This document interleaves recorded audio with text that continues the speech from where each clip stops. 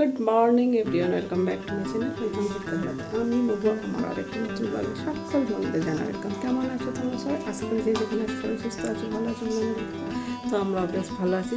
তো মর্নিং থেকে আজকে ব্লগটা স্টার্ট করছি। আর দেখো আমার কিচেনে আমি অনেক কিছু জোগাড় করে নিয়েছি, ওই জন্য ক্যামেরার সামনে আসতে পারিনি। কিচেনে এই যে সব কিছু জোগাড়জাটি করে নিয়েছি, চা ব্রেকফাস্ট সব হয়ে গেছে। তারপরে রান্না বান্না চাপাবো। আর কি বলতো, ওইভাবে জানালাও আজকে খুলে দিয়েছি, কেননা আজ একটু লেটই হয়েছে। মানে সবজি টবজি সব কেটে নিয়েছি, সব একদম কিচেনে যাবতীয় যা রান্না বান্না হয় সব কিছু করে নিয়েছি। তো ব্লগটা এখান থেকে স্টার্ট করছি। আই হোপ ব্লগটা তোমাদের কাছে ভালো লাগবে, সাথে থাকবে। জানো তো গাইস, আমি রাত্রে না হেনা ভিজিয়ে রেখেছিলাম। তো হেনা অনেক দিন করা হয়নি, তো ভাবছি সামনে পূজা আসছে, হেনাটা করে নিই। আর মাসে একবার করে আমি সাধারণত করি, তো অনেক দিন আমি করা হয়নি, তো আমি আগে হেনা করব, তারপর অন্য কাজ করবো, রান্নাঘরে ঢুকবো। তো গাইস দেখো, আমি এখানে কিন্তু হেনা প্যাকটা লাগিয়ে নিয়েছি। আর আমার মতো কারা কারা প্রফেশনালি একদম পার্লারের মতো হেনা প্যাক লাগাও, সেটা আমাকে একটু কমেন্ট করো। কেন কি আমি দেখো দেখাতে পাচ্ছি কি সম্পূর্ণভাবে কিন্তু আমি এইভাবে হেনা লাগাই।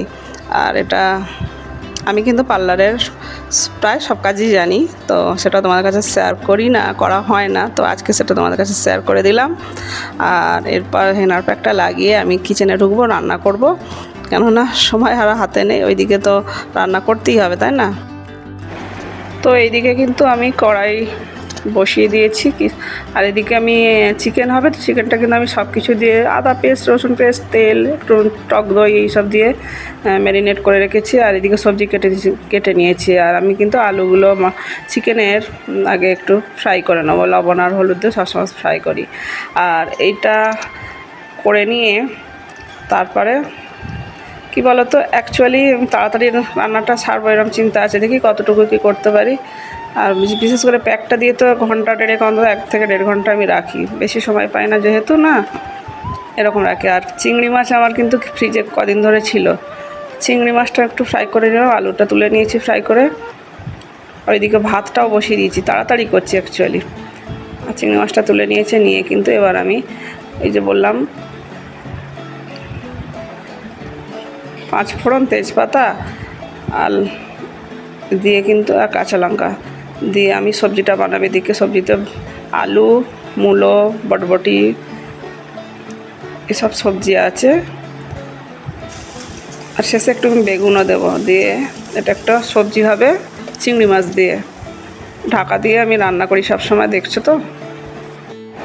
আর এইদিকে কিন্তু একটু মিষ্টি ছিল খাবার, ওগুলো মাঝে খেয়ে নিচ্ছি, নাহলে খাওয়া হবে না আর কি।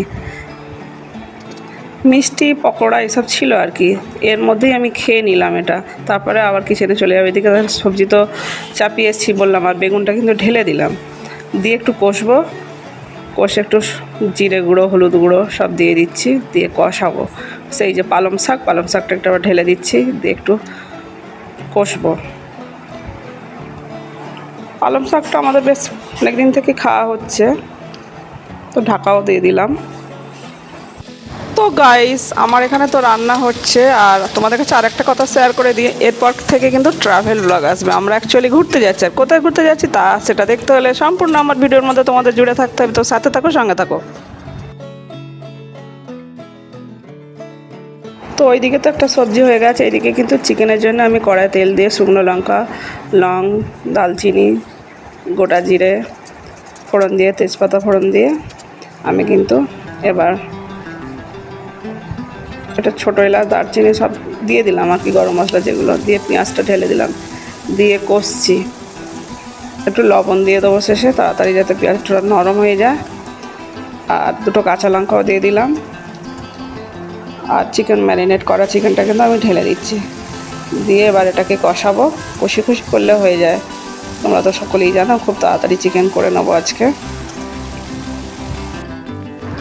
তো এইদিকে দেখো ঢাকা খুলে দেখলাম চিকেনে কিন্তু তেল ছেড়ে দিয়েছে। এবার একটু কষে নেবো ভালো করে, আর একটু কষে নিয়ে আর অল্প এই টক দইটা দিয়ে দিলাম। টক দইটা কিন্তু আমি লবণ দিয়ে আগে থেকেই ফেটিয়ে রেখে দিয়েছিলাম।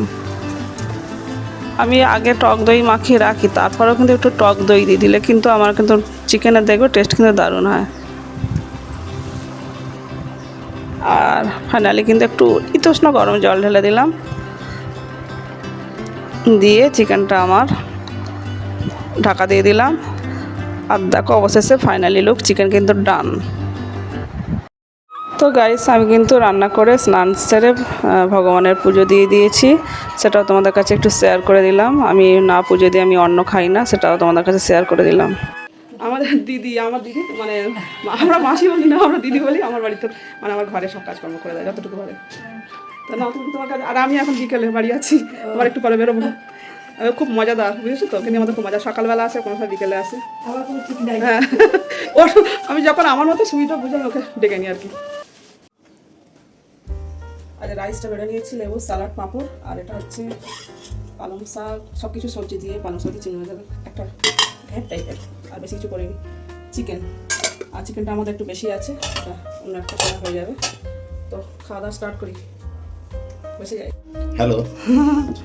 সকাল থেকে কারোর সাথে দেখা হয়নি, সবাই কাজে ব্যস্ত, বুঝেছো। আর আমার কাজের দিদিটা চলে যেতে আমি কিন্তু খেতে বসে গেছি। খাওয়া দাওয়া স্টার্ট করো। অনেক খাওয়া দাওয়া শুরু করো। হ্যাঁ, আজকে আমাদের বেলা হয়েছে আসলে, অনেক কাজ পড়ে গেছিলো আজকে, একদিন হয়ে যায় এরকম। স্টার্ট করো।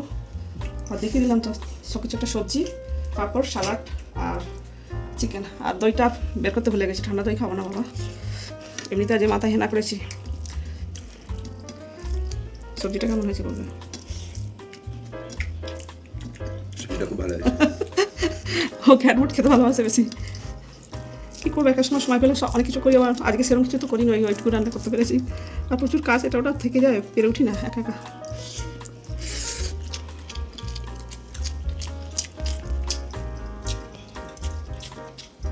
চিকেন লেগ পিসটা নেক্সট কত বড় লেগ পিস। তো গাইস আমার খাওয়া দাওয়া সেরে না, আমার কিছু কাজ থাকে পার্সোনালি, আমার বেশ কিছু কাজ থাকে, সেগুলো করে আর এখন সন্ধ্যে 7:15, এখন আমি বেরিয়েছি, একটু মার্কেটিংয়ে যাচ্ছি, কিছু কাজও আছে, আর আমার ব্লাউজ পিসও বানাতে দিতে হবে। আর আজকে যেটা যাচ্ছে, একটা ফাইনালি রিক্সা ধরে নিয়েছি, আর আজকে আমি অন্যদিকে যাব। এইদিকে রাস্তাটা তোমরা দেখোনি, সেটা অল্প অল্প করে শেয়ার করেছি। আর প্রচুর মিউজিক চলছে, যার জন্য আমি ভয়েস ওভার দিচ্ছি। এখন পুজোর টাইম তো, যার জন্য মিউজিকটা চারিদিকে। আর আমি এই যে কোহিনুর টেলার্স, এখানে ভীষণ ভালো fittings, salwar, kurti, blouse piece দারুণ বানায়, এত দারুণ বানায় না। আর এই অপর দিকে একটা অ্যাপেলো মেডিসিনের দোকান। তো এখানে কিন্তু ফাইনালি কিন্তু প্রচুর লাইন ব্লাউজের। তো আমার কয়েকটা নিয়ে এসেছি, একটা দেবে পুজোর আগে, তা বাকিগুলো লক্ষ্মী পুজোর পর দেবে। তো গাইস এই দোকানটা কিন্তু দারুণ, ফিটিংসটা দারুণ করে, সে সালোয়ার কুর্তি বলো আর ব্লাউজ পিসি বলো, দারুণ বানায় কিন্তু। তো আমি কিন্তু আবার ওখানে বানাতে দিয়ে কিন্তু এই ব্লাউজের দোকানে চলে এসেছি। এখানে ব্লাউজ, ব্রা সব কিছু পাওয়া যায়। তো আমি এখানটা এই ব্লাউজটা আমি নিলাম, আর দারুণ দারুণ কিন্তু ভ্যারাইটিস ব্লাউজের কালেকশান থাকে দোকানটায়। তো তারপর আমি চলে গিয়েছিলাম, এখানে মার সালোয়ার আর একটা নেব বলে চলে গিয়েছিলাম। এখানে সালোয়ার মার একটা নেব, নিয়ে তারপরে বাড়ি যাব, এরকমই চিন্তাভাবনা আছে। তো এই ব্লাউজের দোকানটা না ভ্যারাইটিস কালেকশান এত না, আমি বলে বোঝাতে পারবো না। তোমাদের আর বানাতে দিতে হবে না, নিজে থেকে কিনতে হবে। তো যেহেতু শাড়ির আছে বানাতে। তো গাইস এখন রাত 9:30 বাজে, আমি কিন্তু সব কেনাকাটা করে বাড়ি যাচ্ছি রিক্সা ধরে নিয়ে। তো তোমাদের কাছে আর একটা কথা শেয়ার করে দিচ্ছি, এরপর থেকে কিন্তু ট্রাভেল ব্লগ আসছে। আমরা ঘুরতে যাচ্ছি, আর কোথায় ঘুরতে যাচ্ছি সেটা দেখতে হলে সম্পূর্ণ আমার পরিবারে থাকতে হবে তোমাদের। যেসব আর আজকের মতো এখানেই ভিডিওটা এন্ড করছি। আর আমার চ্যানেলে যারা নতুন বন্ধুরা ভিডিও দেখছে, প্লিজ লাইক, কমেন্ট, শেয়ার করো। আর আমার চ্যানেলটিকে সাবস্ক্রাইব করে পাশে থেকো। যেখানে সুস্থ থেকো, ভালো থেকো, ভালো থেকো। Love you all, take care, tata. পরবর্তী দেখা যাচ্ছে নেক্সট ভিডিওতে।